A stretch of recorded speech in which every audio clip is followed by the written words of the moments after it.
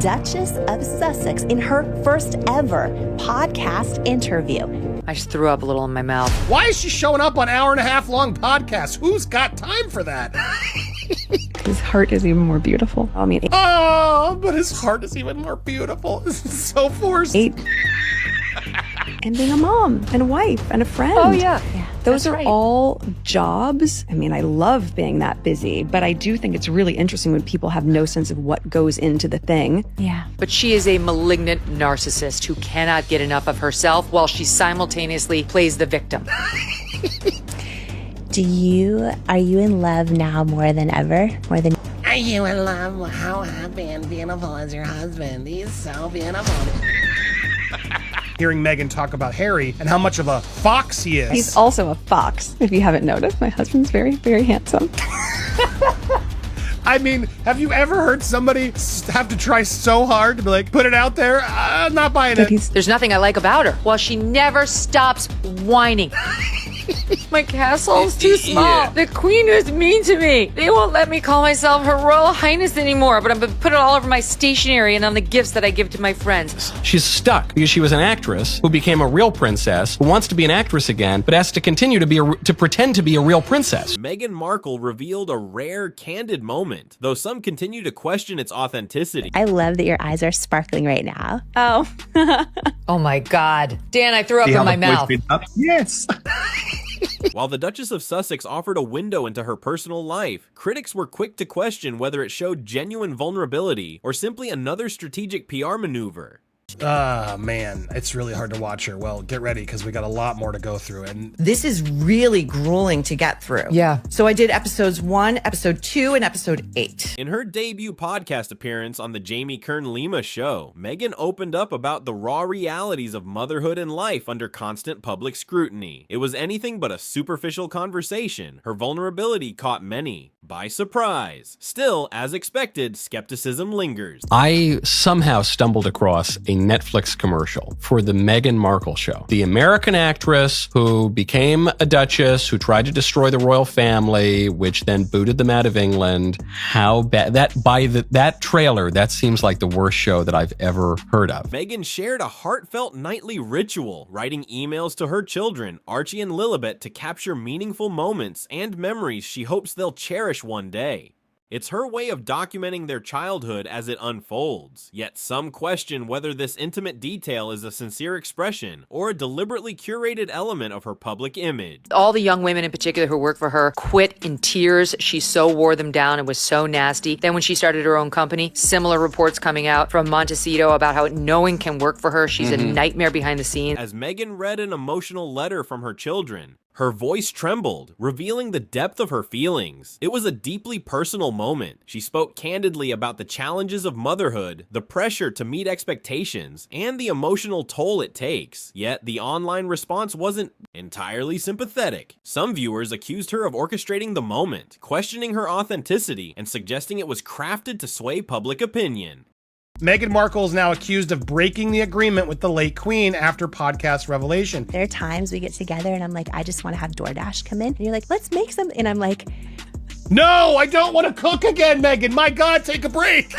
But not everyone was moved. Media personality Megyn Kelly didn't hold back, labeling Meghan a malignant narcissist and accusing her of leveraging her royal status to strategically chase fame, public sympathy, and viral moments.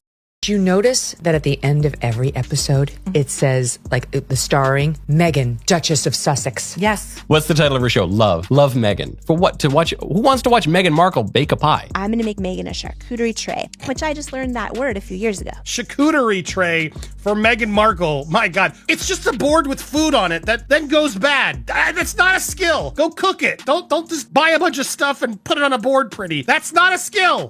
The woman who destroyed her in-laws' family, whose own family doesn't like her, whose the in-laws obviously don't like her, the public doesn't like her. According to Kelly, those emotional moments weren't signs of vulnerability. They were calculated moves. Meanwhile, Twitter users had a field day. Some joked that Meghan must have had Prince Harry on her vision board from day one, while others noted she once said "me" 54 times in a single speech, well before this podcast ever aired. Because of course, nothing says humility quite like tallying your own name check. But to the world, it's just, what has she been doing? Does she work? As opposed to, oh my gosh, I work so hard and I appreciate what hard work looks like. I like working hard. The beginning of that clip where she's like, oh my God, oh my God.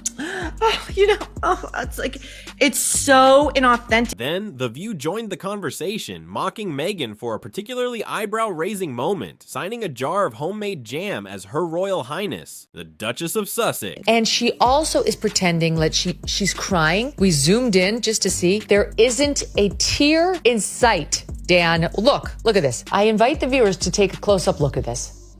Where's the tear? The panel didn't hold back, poking fun at how even her pantry labels bear a royal title.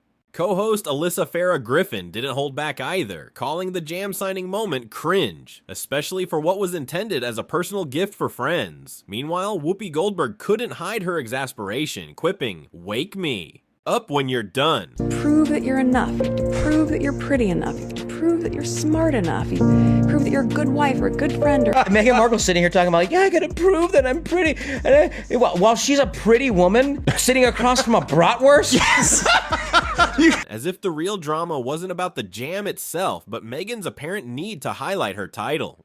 Even Sunny Hostin, who acknowledged that the title technically belongs to her, admitted that using it in personal notes seemed less like a thoughtful gesture and more like Meghan turning even a simple jar of jam into yet another moment in the She married for money. It's very clear she bagged the elephant. She was thrilled. She became a, quote, princess. Well, it was planned from the beginning. She denied being interested in the royal family, which she totally was. I know someone who knows the ex-husband who said she had a vision board with Prince Harry on it. But the spotlight didn't fade once the podcast ended. It only grew brighter. Every word, every gesture, and every meticulously crafted detail from Meghan's interview provided fresh material for critics and commentators, eager to analyze her every move. you have to imagine at the beginning, everyone has like butterflies. And then we immediately went into the trenches together. Yeah. Right out of the gate, like 6 months into dating. So now 7 years later, when you have a little bit of breathing space.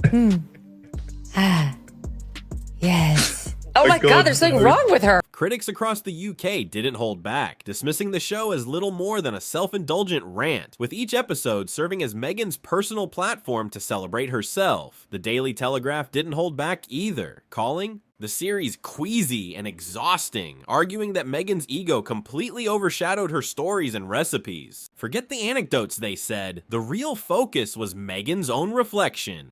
With the compliments of HRH, which is Her Royal Highness, the Duchess of Sussex. You made homemade strawberry jam. It's kind of like a doctor when you keep referring to them as doctor and like, call me Susan. You know, like I would never refer to myself as Her Royal Highness. I think if somebody gives you a gift, you can say, you know, so-and-so, my friend so-and-so gave me a present. Yeah. I don't feel like she needed to show that. And it wasn't just critics abroad. American outlets joined in too. One celebrity chef even claimed that Netflix threatened legal action after he described the series as forced and fake, bluntly stating that it was painful to watch. Is it a bad look for Meghan to still refer to herself as a royal? No, it's not. There you are. Because, wake me up when you're done. Thank you. Behind the scenes, insiders suggested that the show didn't meet Netflix's expectations, with the second season quietly receiving a green light, more out of contractual obligation than genuine enthusiasm. Even some of Meghan's most loyal supporters began to question its authenticity. A royal correspondent remarked that the show felt unusually self-referential, saying every segment seemed more about showcasing than sharing. It was like watching Meghan interview. Meghan, they quipped, with random guest appearances thrown in. So much for the fresh, relatable vibe, she promised. The agreement that was made did not remove the title. It restricted the way it was to be used. It was not to be used publicly. And she was giving a friend some strawberry jam that she made herself. And she wrote HRH, the Duchess of Sussex. Meanwhile, alleged former staffers are presenting a much darker view of what transpired behind the scenes. Look at that face, she's not happy. Oh, yeah, it's so hard to be pretty. So your life is so hard, you're a fucking princess. I wonder how hard it is to be Cinderella when you look like the fucking step witch's mother. By the way, you didn't even know about. I didn't even know you were black. Whispers from within suggest a work environment far less polished than what viewers saw on screen, hinting that the glossy production masked deeper tensions and drama. Some former staffers didn't hold back, describing Megyn as a demon behind closed doors, with claims of intense, unpredictable outbursts. They recounted incidents where she allegedly screamed at and belittled support staff in both London and Montecito, with rumors of high turnover and accusations of a hostile work environment. The picture being painted seems worlds apart from the kind, compassionate persona she presents on camera. It raises a significant question. Was that emotional podcast moment truly heartfelt, or just another calculated effort to stay in the spotlight? Honestly, I was a fan of hers back in her Suits days, so no shade here, but it does feel like she's overplaying the everything's beautiful narrative. It almost reminds me of Katy Perry's overly optimistic phase. Don't you think? What's your take? Do you believe Megyn is being authentic or just playing the PR game? Let me know in the comments. And if you're into celeb deep dives like this, don't forget to hit that subscribe button and turn on notifications so you don't miss tomorrow's video.